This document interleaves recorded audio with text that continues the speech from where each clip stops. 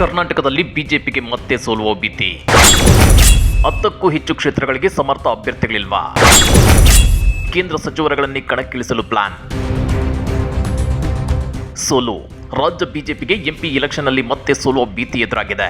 8 ತಿಂಗಳ ಹಿಂದಷ್ಟೇ ವಿಧಾನಸಭಾ ಚುನಾವಣೆಯಲ್ಲಿ ಹೀನಾಯವಾಗಿ ಸೋತು ಸುಣ್ಣವಾಗಿರೋ ರಾಜ್ಯ ಬಿಜೆಪಿಗರಿಗೆ ಲೋಕಸಭಾ ಚುನಾವಣೆಯಲ್ಲೂ ಕಡಿಮೆ ಸೀಟುಗಳನ್ನು ಗೆದ್ದರೆ ರಾಷ್ಟ್ರ ಮಟ್ಟದಲ್ಲಿ ಮುಖಭಂಗ ಎದುರಾಗುತ್ತೆ ಅನ್ನೋ ಆತಂಕ ತಲೆದೋರಿದೆ. ಹಾಗಾದ್ರೆ ರಾಜ್ಯ ಬಿಜೆಪಿಗರಿಗೆ 10ಕ್ಕೂ ಹೆಚ್ಚು ಲೋಕಸಭಾ ಕ್ಷೇತ್ರಗಳಲ್ಲಿ ಸಮರ್ಥ ಅಭ್ಯರ್ಥಿಗಳೇ ಇಲ್ವಾ? ಈ ಸಲ ಕರ್ನಾಟಕದಲ್ಲಿ ಕೇಂದ್ರ ಸಚಿವರುಗಳನ್ನೇ ಕಣಕ್ಕಿಳಿಸಲು ಪ್ಲಾನ್ ಮಾಡಿರೋದಕ್ಕೆ. ಅಷ್ಟಕ್ಕೂ ಯಾವ್ಯಾವ ಕೇಂದ್ರ ಸಚಿವರು ಕರ್ನಾಟಕ ಲೋಕಸಭಾ ಅಖಾಡಕ್ಕೆ ಧುಮುಕುತ್ತಾರೆ ಗೊತ್ತಾ? ಅದನ್ನ ಡೀಟೇಲ್ ಆಗಿ ತೋರಿಸ್ತೀವಿ. ಆದ್ರೆ ಅದಕ್ಕಿಂತ ಮೊದಲು ಹಲೋ ಕನ್ನಡ ಯೂಟ್ಯೂಬ್ ಚಾನಲ್ ಅನ್ನು ಸಬ್ಸ್ಕ್ರೈಬ್ ಮಾಡ್ಕೊಳ್ಳಿ.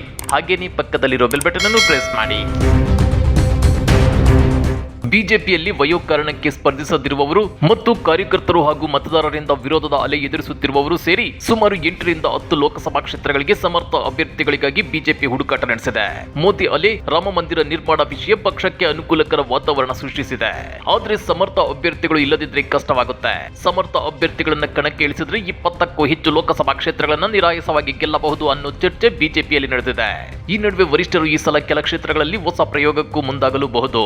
ಕೇಂದ್ರ ಹಣಕಾಸು ಸಚಿವೆ ನಿರ್ಮಲಾ ಸೀತಾರಾಮನ್, ವಿದೇಶಾಂಗ ಸಚಿವ ಜೈಶಂಕರ್ ಅಂತಹವರನ್ನ ರಾಜ್ಯ ಬಿಜೆಪಿಯ ಭದ್ರಕೋಟೆ ಎನಿಸಿರುವ ಕ್ಷೇತ್ರಗಳಲ್ಲಿ ಕಣಕ್ಕಿಳಿಸಿ ಸಂಸತ್ತಿಗೆ ಪ್ರವೇಶ ನೀಡುವ ವಿಚಾರವು ಬಿಜೆಪಿ ವರಿಷ್ಠರ ಮಟ್ಟದಲ್ಲಿ ಚರ್ಚೆ ನಡೆಯುತ್ತಿದೆ. ಚಾಮರಾಜನಗರ, ಚಿತ್ರದುರ್ಗ, ಬೆಂಗಳೂರು ಉತ್ತರ, ಮಂಗಳೂರು, ಉಡುಪಿ, ಚಿಕ್ಕಮಗಳೂರು, ದಾವಣಗೆರೆ, ಬೆಳಗಾವಿ, ವಿಜಯಪುರ, ಚಿಕ್ಕಬಳ್ಳಾಪುರ, ಹಾವೇರಿ, ಬಾಗಲಕೋಟೆ, ಉತ್ತರ ಕನ್ನಡ ಕ್ಷೇತ್ರಗಳಲ್ಲಿ ಅಭ್ಯರ್ಥಿಗಳ ಬದಲಾವಣೆ ಸಾಧ್ಯತೆ ಹೆಚ್ಚಾಗಿದೆ.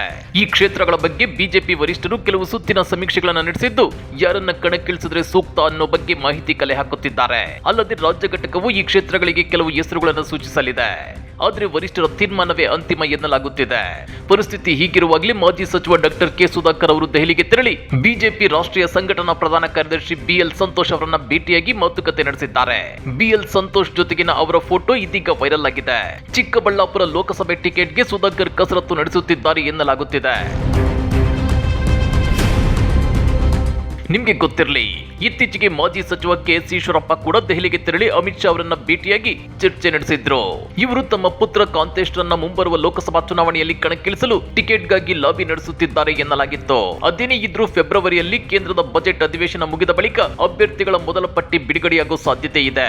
ರಾಜ್ಯದಲ್ಲಿ ಅಭ್ಯರ್ಥಿಗಳು ಯಾರು ಅನ್ನೋ ಸೂಚನೆ ನೀಡಿದ್ರೂ ಸಾಕು, ತಯಾರಿ ನಡೆಸಲು ಅನುಕೂಲವಾಗುತ್ತೆ ಅಂತೇಳಿ ರಾಜ್ಯ ಘಟಕವು ವರಿಷ್ಠರಿಗೆ ಮನವಿ ಮಾಡಿದ್ದು, ಇದಕ್ಕೆ ವರಿಷ್ಠರು ಸಕಾರಾತ್ಮಕವಾಗಿ ಸ್ಪಂದಿಸಿದ್ದಾರೆ ಎನ್ನಲಾಗುತ್ತಿದೆ. ಯಾಕಂದ್ರೆ ಕಳೆದ ವಿಧಾನಸಭಾ ಚುನಾವಣೆ ಸಂದರ್ಭದಲ್ಲಿ ಕೊನೆ ಕ್ಷಣದಲ್ಲಿ ಅಭ್ಯರ್ಥಿಗಳ ಪಟ್ಟಿ ಬಿಡುಗಡೆ ಮಾಡಿದ್ದರಿಂದ ಗೊಂದಲ ನಿರ್ಮಾಣವಾಗಿತ್ತು. ಪಕ್ಷದ ಸೋಲಿಗೆ ಈ ಅಂಶವೂ ಒಂದು ಕಾರಣವಾಗಿತ್ತು. ಆದ್ರೆ ಲೋಕಸಭಾ ಚುನಾವಣೆಯಲ್ಲಿ ಗೊಂದಲ ಆಗೋದನ್ನ ತಪ್ಪಿಸಬೇಕಾಗಿದೆ. ಆದ್ದರಿಂದ ಹೆಚ್ಚು ಸ್ಥಾನಗಳನ್ನು ಗೆಲ್ಲಲು ಅನುಕೂಲವಾಗುತ್ತೆ ಅಂತೇಳಿ ವರಿಷ್ಠರಿಗೆ ಮನವಿ ಮಾಡಿಕೊಡಲಾಗಿದೆಯಂತೆ. ಇದೆಲ್ಲದರ ಮಧ್ಯೆ ಕೇಂದ್ರ ಬಿಜೆಪಿ ಸಚಿವರಿಗೆ ಆಡಳಿತ ವಿರೋಧಿ ಅಲೆ ಎದ್ದಿದೆ. ಇತ್ತೀಚೆಗೆ ಸಂಸದ ಪ್ರತಾಪ್ ಸಿಂಹ ಅವರನ್ನ ಅವರ ಕ್ಷೇತ್ರದ ಒಂದು ಹಳ್ಳಿ ಜನ ತಮ್ಮ ಹಳ್ಳಿಗೆ ಬರಬೇಡಿ ಅಂತ ಓಡಿಸಿದ್ರು. ಮತ್ತೊಂದು ಕಡೆ ಕೇಂದ್ರ ಸಚಿವರಾದ ಭಗವಂತ ಖೂಬಾ, ಶೋಭಾ ಕರಂದ್ಲಾಜೆ ಹಾಗೂ ಪಕ್ಷದ ಹಿಂದಿನ ಅಧ್ಯಕ್ಷ ನಳಿನ್ ಕುಮಾರ್ ಕಟೀಲ್ ಅವರೆಲ್ಲ ಆಡಳಿತ ವಿರೋಧಿ ಅಲೆ ಎದುರಿಸುತ್ತಿದ್ದಾರೆ. ಕಾರ್ಯಕರ್ತರು ಇವರ ಬಗ್ಗೆ ಬೇಸತ್ತಿದ್ದಾರೆ. ನಾರಾಯಣ ಸ್ವಾಮಿ ಈ ಬಾರಿ ಚುನಾವಣೆಗೆ ಸ್ಪರ್ಧಿಸುವುದಿಲ್ಲ ಎಂಬ ಅರ್ಥದಲ್ಲಿ ಮಾತನಾಡಿದ್ದಾರೆ. ಶೋಭಾ ಕರಂದ್ಲಾಜೆ ಯಾವ ಕ್ಷೇತ್ರದಿಂದ ಸ್ಪರ್ಧಿಸಬೇಕು ಅನ್ನೋ ಗೊಂದಲದಲ್ಲಿದ್ದಾರೆ. ಹೀಗಾಗಿ ವರಿಷ್ಠರೇ ಇವರ ಭವಿಷ್ಯವನ್ನ ನಿರ್ಧರಿಸಲಿದ್ದಾರೆ ಅನ್ನೋ ಮಾತುಗಳು ಬಿಜೆಪಿ ವಲಯದಲ್ಲೇ ಕೇಳಿ ಬರ್ತಿವೆ. ಹಾಗಾದ್ರೆ ಗೊಂದಲದ ಗೂಡಾಗಿರೋ ರಾಜ್ಯ ಬಿಜೆಪಿ ಲೋಕಸಭಾ ಚುನಾವಣೆಯಲ್ಲೂ ಎಡವಟ್ಟು ಮಾಡಿಕೊಳ್ಳುತ್ತಾ ಕೇಂದ್ರ ಸಚಿವರಾದ ನಿರ್ಮಲಾ ಸೀತಾರಾಮನ್, ಜೈಶಂಕರ್ ಅವರನ್ನ ಕರ್ನಾಟಕದಿಂದ ಅಕ್ಕಳಿಸಿದ್ರೆ ಅವರು ಗೆದ್ದು ಬರ್ತಾರಾ? ಕಮೆಂಟ್ ಮಾಡಿ, ವಿಡಿಯೋ ಲೈಕ್ ಮಾಡಿ, ಶೇರ್ ಮಾಡಿ.